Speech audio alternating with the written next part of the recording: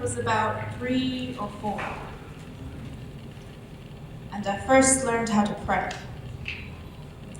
I imagined that there was a host of angels just flying up above me as I spoke, and that very same host of angels would help every single thing that I was praying for.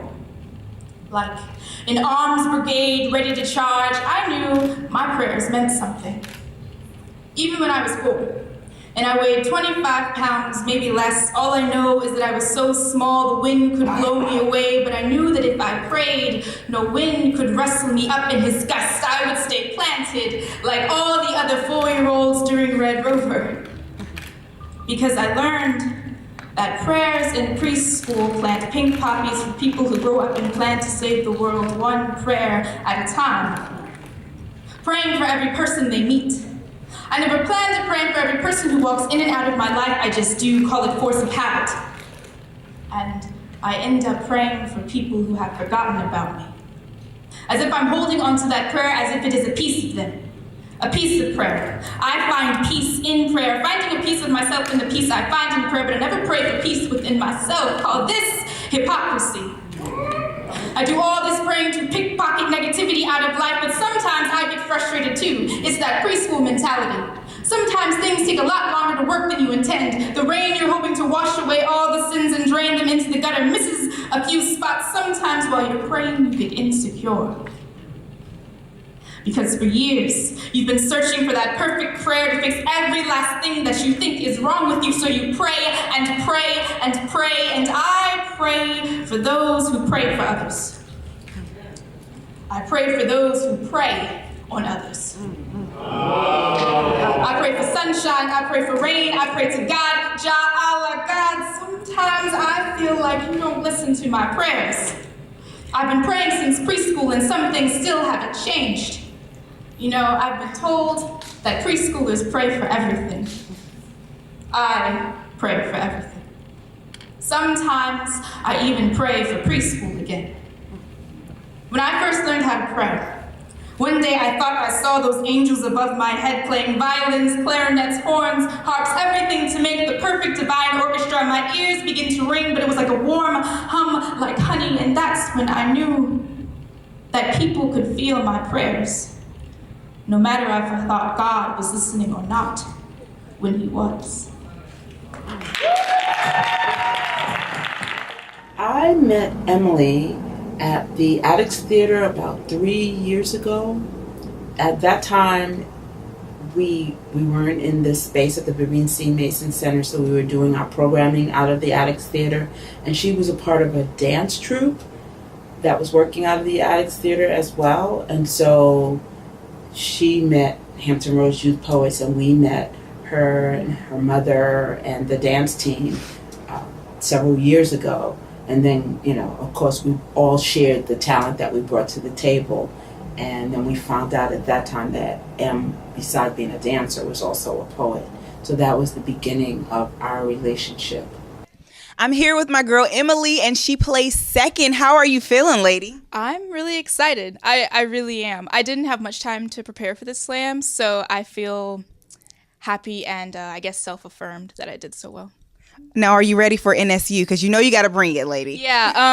Well, I have till April, so I have enough time to prepare and everything. Awesome. So you're going to go back and write some great poems again? Yes, of course. Probably re-edit a couple of these poems. Maybe it depends on how I'm feeling. We'll see. So what was going on through your mind once they started calling the names? I'm not quite sure. I did this last year, so I don't really think too much about the place that I place, because it's all truth and poetry and words on the stage. So even if I didn't place, I probably still would be like, yeah. But I really enjoyed B&V last year, so I guess I was really hoping that I would like, oh yes, okay, I need to make it to Grand Slam so I can be top 6 so I can go to B&V. That's just what I need. I don't care about what place I place. Yeah. Well, you did awesome, and thank you so much for this interview. I cannot wait to see what you bring to NSU, lady. All right, thanks.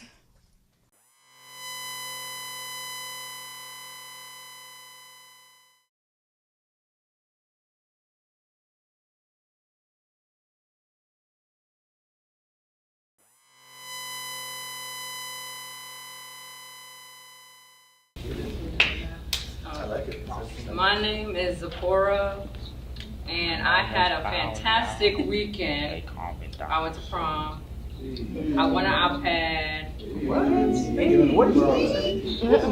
need to bring you right about now. 7 a.m.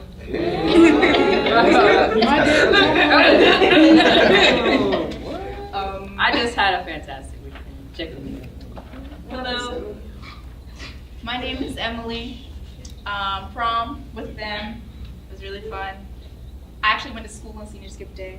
But I got one work done. I did too. Ain't nothing wrong with that. It ain't a holiday. I went to school. First, no, it's not free. It's not, because you no. still get an absence. Yeah, bro. There's no such thing as senior skip day. Nah, but the teacher marked the Well, present. anyways, I'm excited to teach this workshop. Please don't throw tomatoes at me if I do a bad job. Oh, you ain't gonna do no bad job. We ain't even got food today. I'm excited for graduation. I'm gonna cry. For not graduation. Okay, check it in. Sorry. M's is going to study medicine, and she's really smart, and I think she has a giving heart, so whatever endeavor she puts herself into, she's going to do really well at it, but it's going to be from the heart, and she's very honest about her experiences now, and I think spoken word poetry really helps you to become a better truth teller. You know, you don't have to. It's not that you're careful with your words, but you're just more truthful about what you see, so that the world can see the truth from your eyes. So I think whatever she does, she's going to do it well, and she's going to make a powerful impact on the world. So when you hear the word political, like anybody can say this, what do you think of? Politics. The government? Okay. President? Democrat? Okay. Okay. Congress? You said elephants? Okay, I understand. So in poetry, you have to branch outside of the government, and you have to look about issues with class, race, and gender. Think about politics as an entrenched perspective. So, okay, I guess I have 2 exercises planned. The first one is called swapping gender. So we're gonna separate into groups of male and female, and you're gonna write a poem about the problems you have with the opposite gender.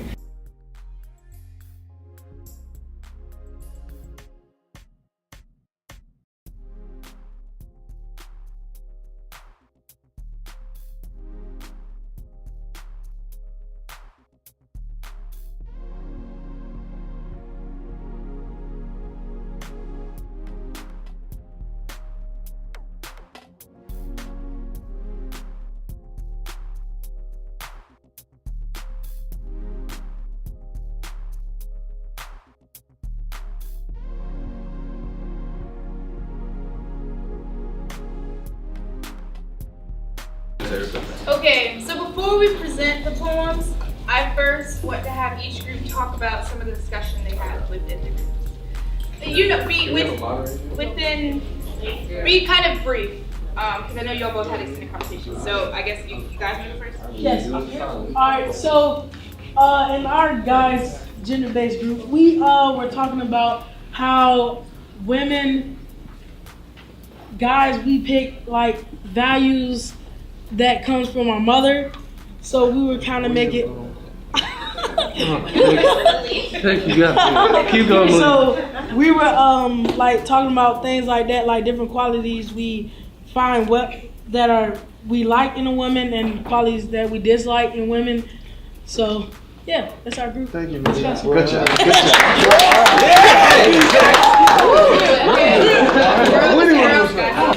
Well, we were just talking about how men are in a relationship and what happens basically, and how. All right, finish, honey. And then just what the qualities are and how we want what we want in a man and all that stuff. So read it with conviction. He was wrong as he flipped my mind to fall in love with something that was never there. Flipping it around made me think I was wrong because you made me fall in love. But I was fooled, you used me as your tool. You drew. Your looks fooled me to go to you. So abusive is intrusive. To date you just for looks, but you hurt me.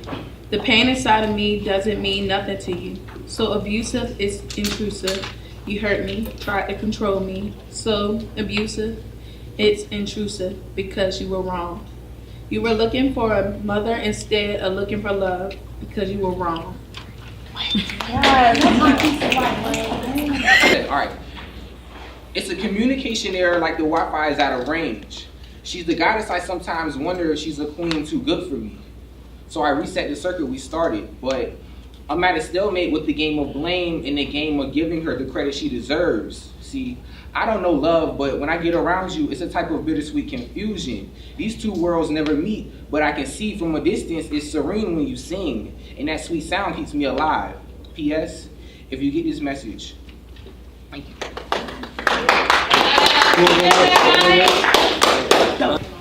Yeah. Okay, well, that was the workshop.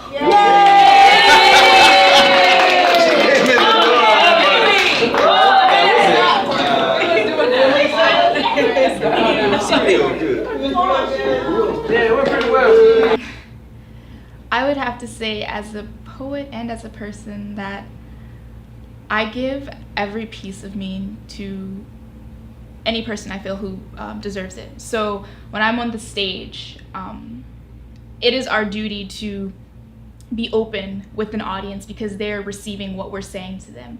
And I feel that that is my duty, not just on a stage to give all that I have, because it might hit somebody a certain way and it could save somebody's life, but as well as in everyday life. I try to be as giving as possible. It brings joy to my heart when I see other people, I guess, benefiting, or something that I'm able to do within my capacity to help them. Because, like I said earlier, on stage, it's a possible way to help them, so off stage, I want to help them as well, in any times of way.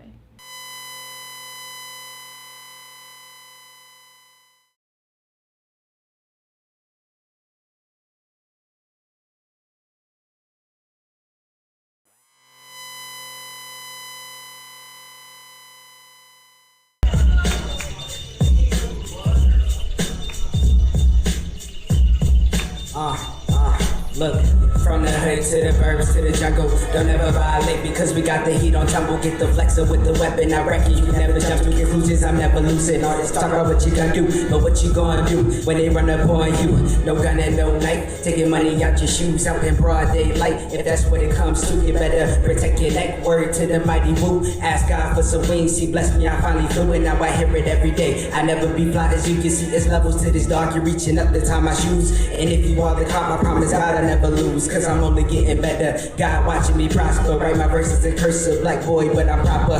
All you ever rap about is women, money, choppers. Hey, chip on my shoulder, I'm just looking for departure. I bring the rockets on the 90s, boom, back piece, the Don Dada. High power, I never pack heat, but the way I rock the mic brings joy like Blackstreet. Live rock the crowd, place packed like Zaxby's. Getting busy on any MC who wanted. I stomach any rapper I digest before I vomit. And if you got a problem, follow my eyes, you leave a comment. Godspeed, got sent first place in any contest. Vivid JPEG in your mind, please process the context before you get caught in Sam's cobweb. Labeled as a pothead, a misinformed hothead. Tell my foes drop dead, get cooked like an omelet. Russian roulette with 6 bullets in the chamber, set it off like Latifah. Putting rappers in danger, fall in line. Submit it to your mind, it's a following. Never conform, I'm a prophet, so follow man. Writing rhymes in classroom, I should be paying attention. And teachers want to eat, so I give her good addiction. Re-up, I heat up, I'm ill with the friction. Hip-hop is like a crack, I don't want to hit the addiction. Heading to the show with $10 in my pocket. Learn to walk tall when I journey through the projects. Always keep your eyes open, beware of your surroundings. Keep your head up, otherwise you are drowning. Blast from the cannon, turn you into Danny Phantom. This is Thug's anthem, send me straight to Thug's mansion. Short, brown, and handsome, not looking for a ransom. I cut my legs off cause these rappers, I can't stand them. Look, the flow is ill, you will never find a vaccine. I'm not Arthelo, I needs me a black queen. If hip-hop was crack, then I would be a crack fiend. Stumping out the beat, getting dirt, all on my black jeans. 1, 2, check it, say what, it's like I'm shooting for the stars. I break my neck to aim up, reminiscing in the kitchen about my mom and patience. She took the muffins out the oven, said my son the famous. My grandma hugged me in the arms and said my grandest greatness. My father looked me in the eyes and told me I'm his hero. You rappers chasing paper, I'm finna rob the Nero. Anything to protect my family, we love for them zeros.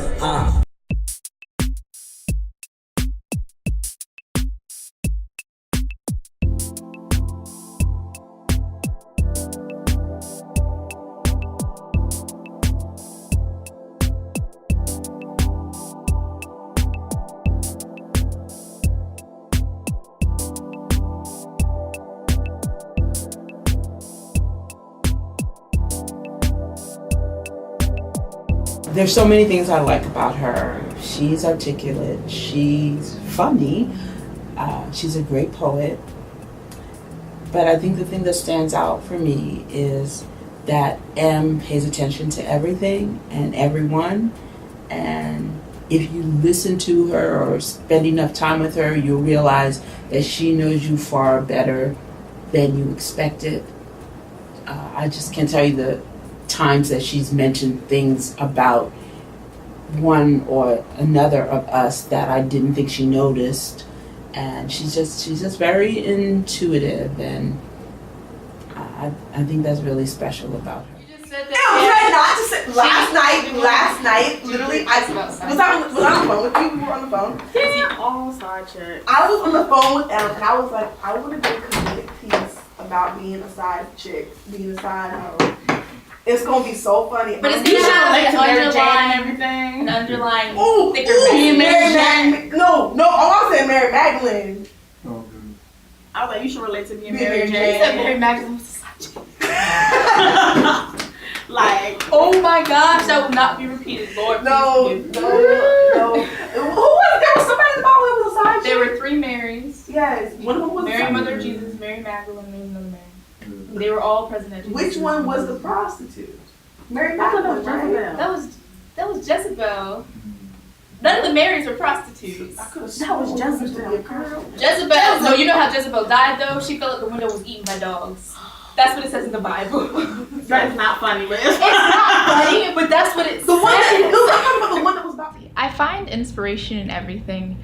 I could be watching a movie or listening to a song or having a conversation with my grandparents. I know a piece that I'm writing currently. It's about how we don't fight with fists anymore. We fight with guns.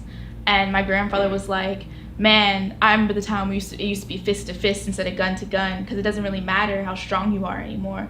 It's how fast you can pull a gun. And so that kind of triggered a whole piece that I'm currently writing. So really anything. It doesn't really matter. I find inspiration in everything. I believe everything has a purpose and can inspire you in any type of way possible. So the other group piece that you all put together, that's a two-person group piece, right? Which one? The one that you all worked about before we got here. Oh yes, you want to see it? Yeah. We're on its way. is that? Right here. I've been waiting all day to work last year. Okay. She said last year. That's okay. It's the same piece, y'all. It's just okay. Y'all seen this? Kayla White. Okay, just I'm scratching myself. Okay.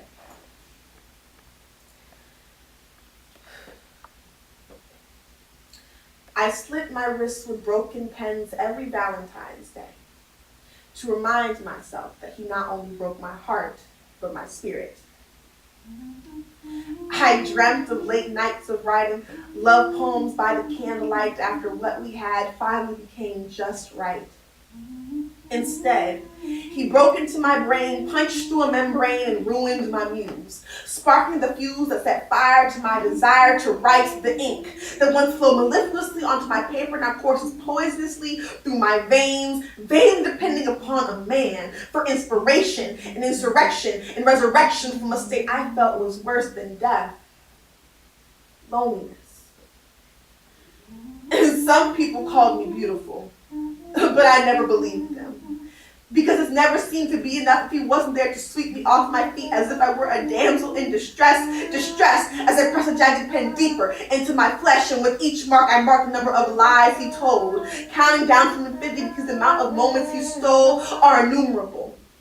And I was looking for a savior in a malevolent man instead of in the man whose hands were punctured by nails for my sins. Because there is power in the name of Jesus. To break every chain, break every chain, break every chain. But instead of worshiping his name, I worshiped his name. Instead of breaking chains, he tied them tighter, taking each precious breath away by suffocating me with shackles of false hope. So now I treat every man the same, blaming each one for the games he played because I believe he has a deed on my body and a monopoly on my soul. Never bold enough to call it quits, but smart enough to know he's trouble. Which is why his name is taboo, and the reason I say it's a constant round of battleship with you. Because he continues to sink my ships of freedom before they can even set sail, and I still can't figure out his strategy because this is war, and I always fight for and against, but never with him because he's a coward. Afraid that if we're too close, I'll get a good look at him and discover who the true enemy is. Lately, I've been processing men like the mailman processes letters. Never looking inside the content, but still delivering what they desire because of my dire need to be held, wanted, seen, felt, heard, understood. I could be deemed a whore, a skank, a slut, but what gives them the right to label me because of a broken heart, broken dreams, a broken spirit? I engraved the word love into my skin because I never quite got it from him. But love bent backwards is evil, replacing I with the big O because that's all he was looking for, whether I was in love or not. I was writing his mistakes into my dermal surface so he could finally see and admit what he did to me. And yet, he still chooses to be blind to the pain he causes. But I grow strong regardless. As this red liquid runs down to my fingertips, as these wounds heal, these scars spelling out my salaciousness show my strengths and not my weaknesses, as these bondages break, as I discover I need no one but myself and God. So now, I can hear the chains falling. Wow. Yeah. What you gonna say? Yeah. I was going to, but then you started singing too fast. And I was like, I'm supposed to take it. Oh, okay. Yeah. I'm weak. I like the places where, especially in the middle, where you all made that transition. It was real nice. Thank you. I think our greatest responsibility would be to inform the next generation correctly. I personally believe that as a citizen of the United States, or as a person in general, you should be informed of everything possible. So I'm always looking at the news. I look at different news outlets all over the world. I read every day. And I really think that the more informed you are, the more information you can relay to other people. And I think currently there's like no one direction or one news outlet a lot of things are becoming misconstrued, I believe, whether it be with certain types of terminology or things that have been misconstrued for years, like misogyny or rape culture, and teaching people certain things that are not good, and they continue on to the next generation. I feel as though we have a purpose and a task to reverse those things. And it's not gonna be easy, but at least if you can change one person's thought pattern from negative to a positive, I believe we can do that.